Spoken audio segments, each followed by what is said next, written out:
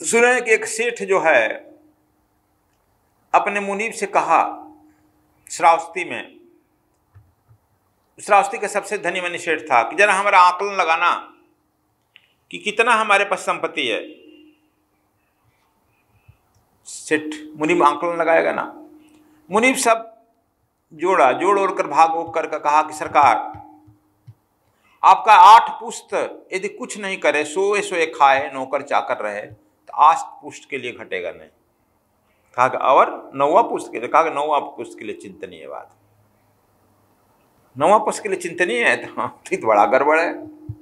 बहुत चिंतित हो गया, बहुत उदास हो गया, मुंह पर चेहरा पर 12 बजने लगा कि 9वां पुश्त क्या खाएगा।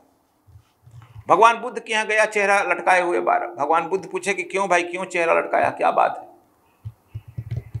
भगवान, हम आज हमारा हिसाब मुनि जो है जोड़ा है कि हमारे पास इतनी संपत्ति है कि 8 पुश्त तो खा लेगा, 9वां पुश्त के बारे में भगवान क्या होगा। हाँ, 9वां पुश्त के लिए नहीं है ना, तो बड़ा चिंतनीय बात। कहा तब भगवान क्या उपाय कुछ बताइए।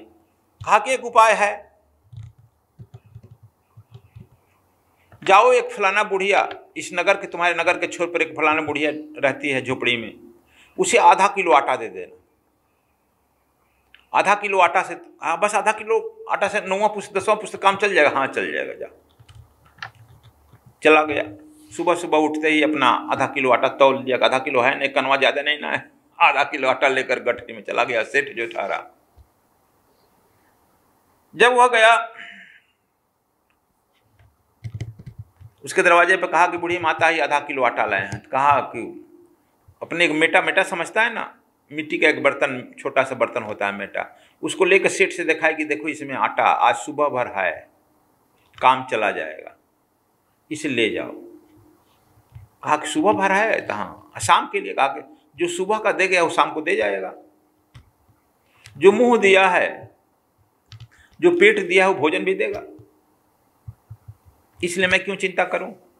चिंता तुमको 8वां पुश्त के लिए है, ले जाओ 8वां पुश्त में इसका काम करेगा।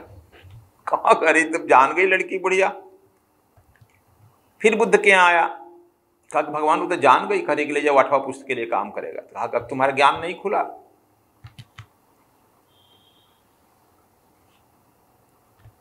आकि जो तुम्हारे पास परमात्मा दिया है उसमें खुशी से रह, और जो दान है वो दोनों हाथ दान कर।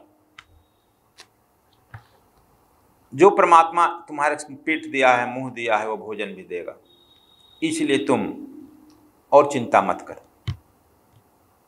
तो देखो, कबीर साहब भी चिंता नहीं करते, कहे कि मैं भी भूखा ना रहूं, साधु न भूखा जाए।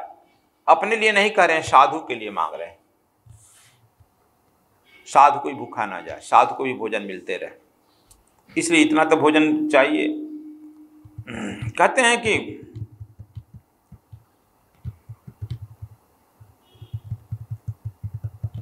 जब तुम इतना की ही चिंता रखेगा, लेकिन हम लोग चिंता बहुत रखते हैं।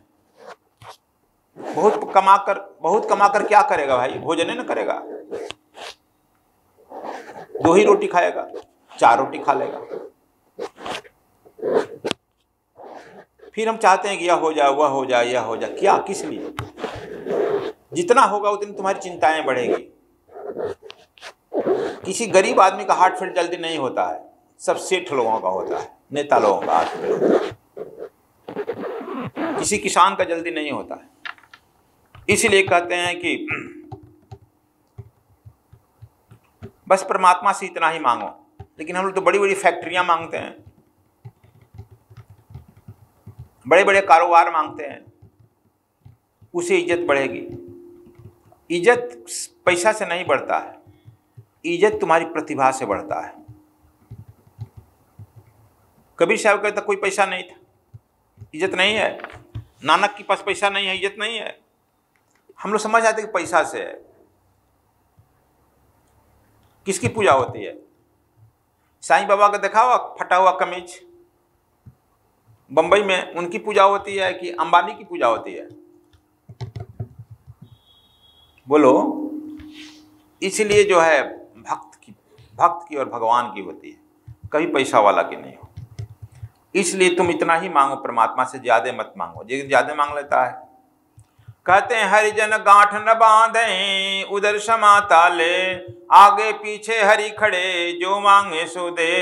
कहते हैं प्रभु का भक्त संग्रह नहीं करता है, गांठ नहीं बांधता है, वो उतना ही लेता है जितने से उन्हें आवश्यकता पड़ती है, क्योंकि उसकी हर इच्छा पूरी करने के लिए प्रभु आगे भी खड़े हैं, पीछे भी खड़े हैं।